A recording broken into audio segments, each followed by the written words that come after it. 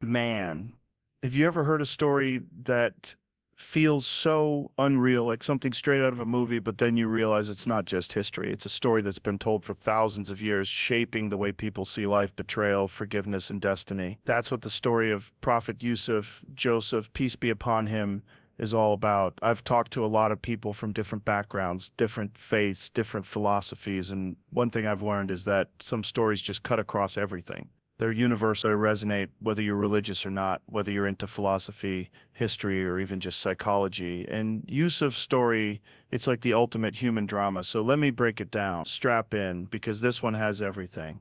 Jealousy, betrayal, slavery, prison, power, temptation, forgiveness, and this wild ride from being a little boy thrown into a well by his own brothers to becoming one of the most powerful men in the world. Yusuf's dream, the beginning of destiny.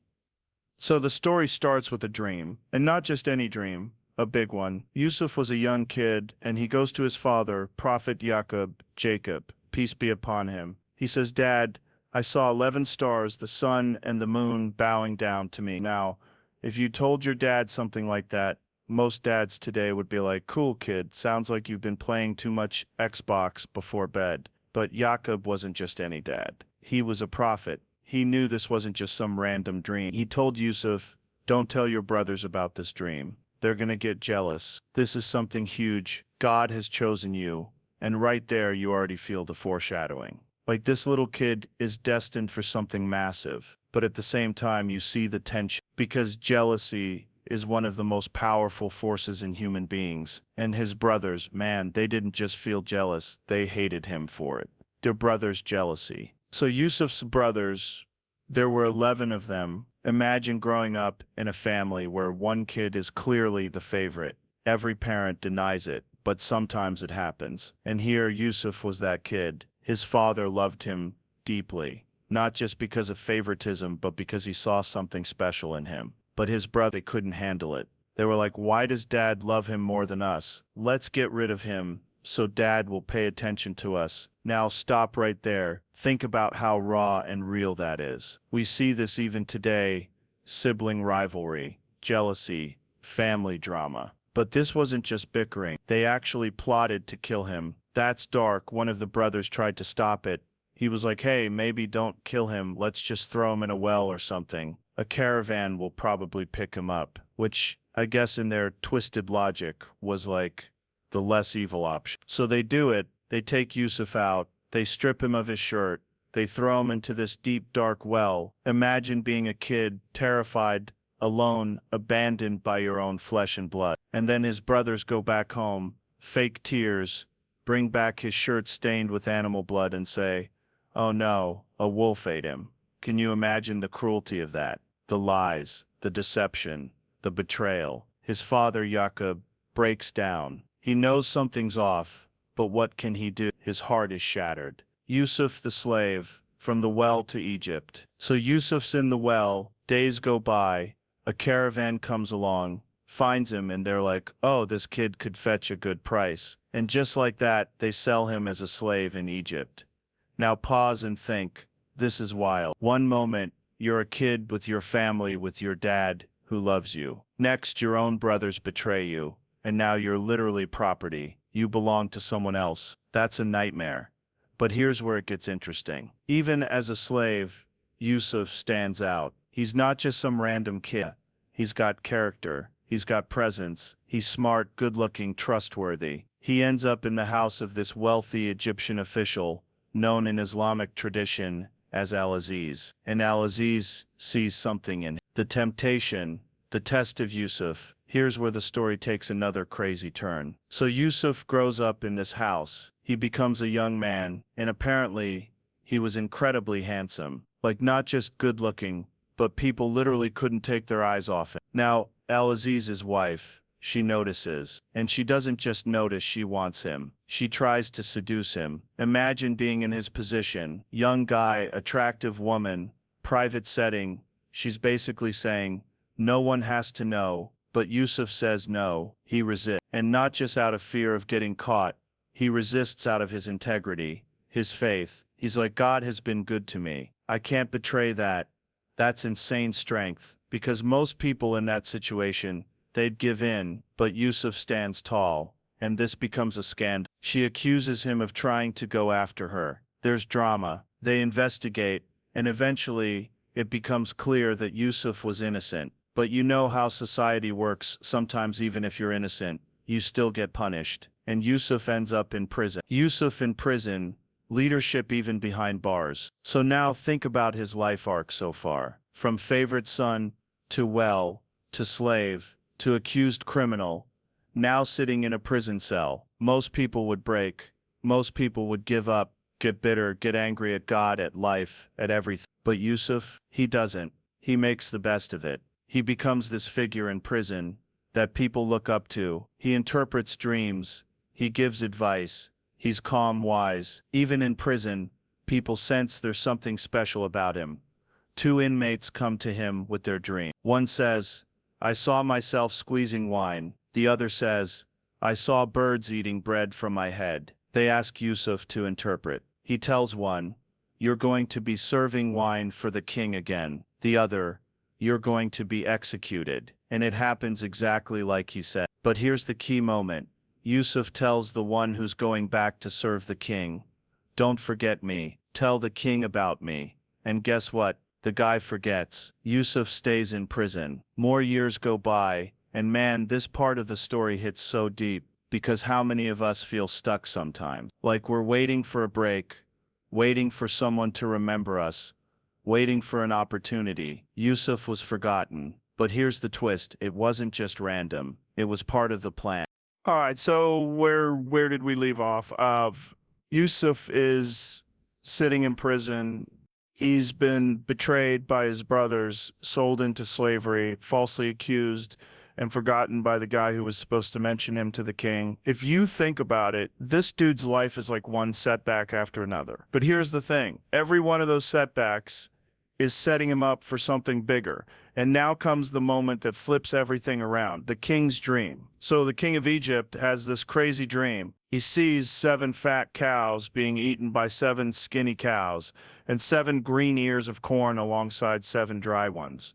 Nobody can explain it. The king's advisors, his wise men, his dream interpreters, they're all stumped. And suddenly, the guy who used to be Yusuf's cellmate remembers. He's like, "Oh man, wait, I know someone who can interpret dreams. There was this dude in prison, Yusuf. He nailed my dream. You got to talk to him." So they call Yusuf. Imagine that. He goes from a dark, forgotten prison cell to standing before the king.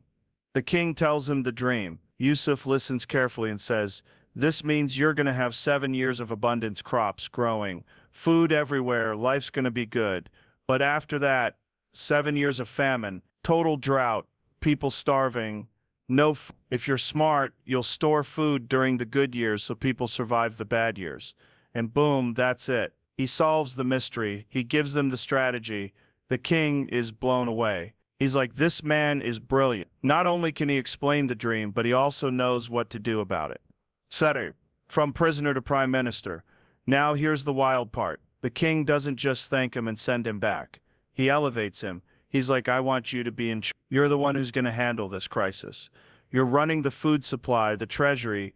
You're basically my right-hand man now." Think about that. One day he's a prisoner, forgotten and overlooked. The next he's running Egypt, the most powerful civilization at the time, from chains to the throne.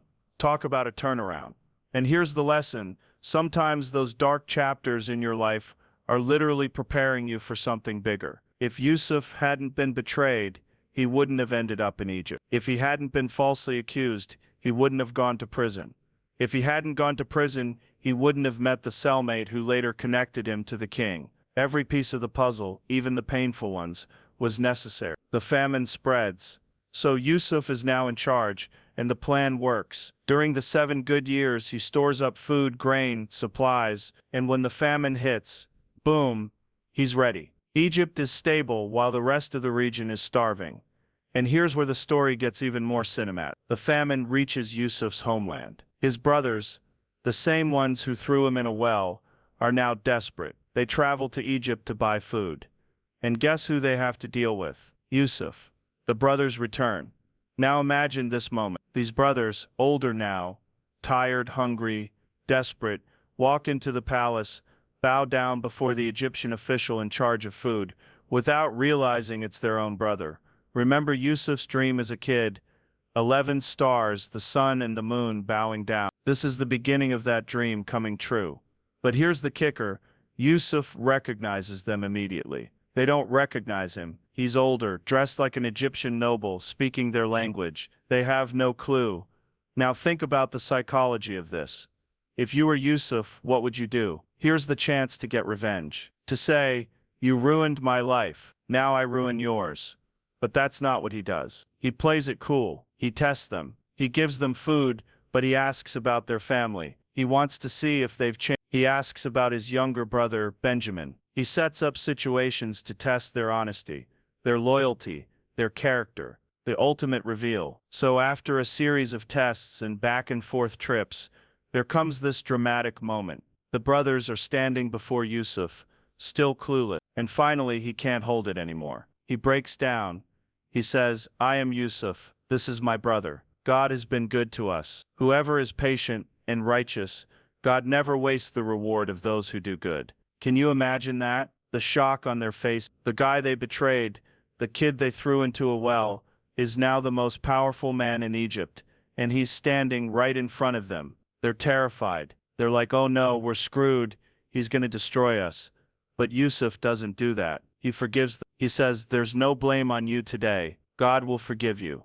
That's next level mercy. That's strength. Because forgiveness isn't weakness, it's power. And Yusuf shows the ultimate power move, letting go of the past, the reunion with Yaqub. So Yusuf sends for his whole family. He tells his brothers, go bring our father back home.